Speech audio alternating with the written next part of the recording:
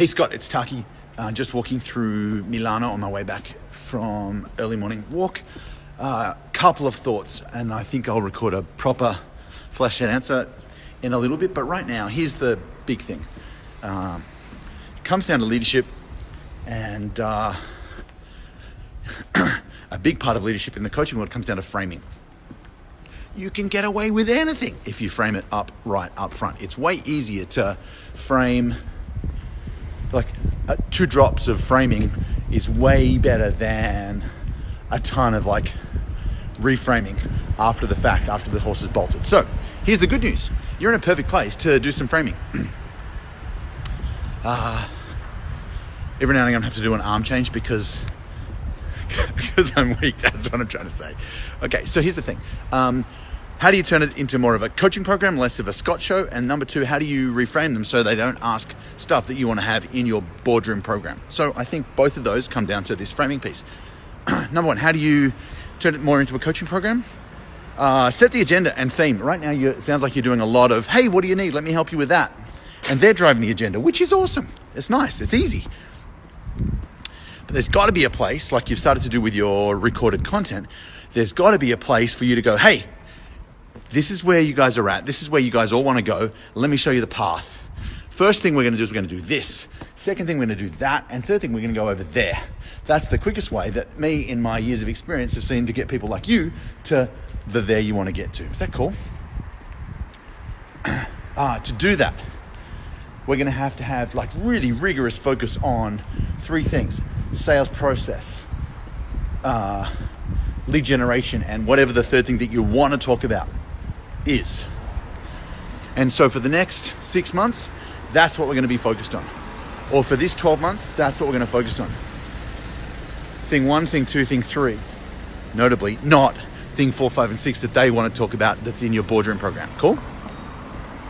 So I think that's public announcement, and it's reiterated on all the calls for a month.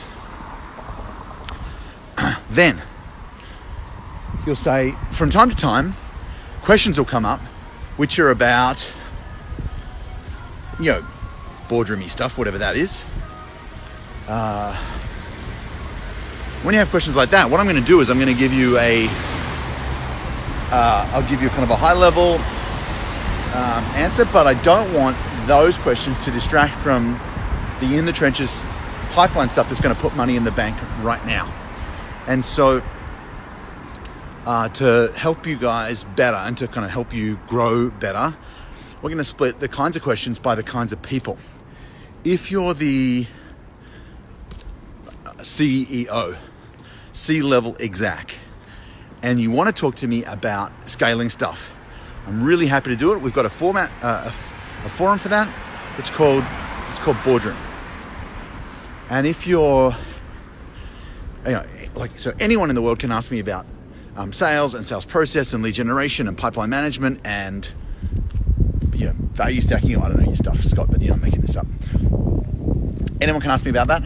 The only people I want to have conversations with about scaling and strategy in XYZ are owners and CEOs, founders. And we're going to do that in a place called Boardroom because there's some issues, frankly, which need to be done in a private space to protect your confidentiality and that of the other members. Does that make sense? So let's just recap. What we've done is some framing here, but there's 2 kinds of questions that you know best that you're going to take them from here to there. And anyone in the group can ask questions about ABC. Only founders can ask questions about XYZ. And for their benefit, that's where Boardroom comes in. From now on, anytime people ask questions about boardroom level stuff, I would say, hey, listen, that's a conversation that I have with founders in Boardroom. If you'd like to talk to me about that, I'll message you afterwards and find out if that's something you'd like to be part of. But for now, the key issues feel like 1, 2, and 3. Again, for the how-to, let's talk about that inside the Boardroom forum. Are you cool with that? Done. Cool. So I think the 2 issues are really linked. How do you make it a coaching program? How do you not just be on the receiving end of answering questions nonstop? And how do you split it? Dude, you lead, you lay out the agenda, and you train to a curriculum. and it's up to you what questions you ask of whom. If people aren't participating with your team, Corby had someone do this to Corby the other day. It's so dumb. They asked Corby some stuff and then they said, okay, so I just want to get Taki's take on this. And Corby said, I'm teaching you Taki's stuff.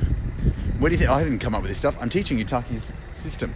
When you ask him, he's going to tell you this because this is what he told me to tell you in this situation. And sure enough, I didn't know about that until afterwards. Client asked me the question. I told them word for word the exact same tactic to focus on, the exact same tool to use as Corby had, and found out later on that Corby had already given. So there's a nice little "I told you so." So in terms of getting them to use your team,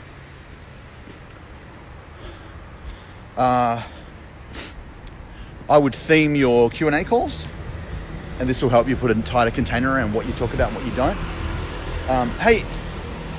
On our call this week, there's been a lot of questions coming up in the group or in Slack about around pitching, and so we're going to theme this call all around pitching.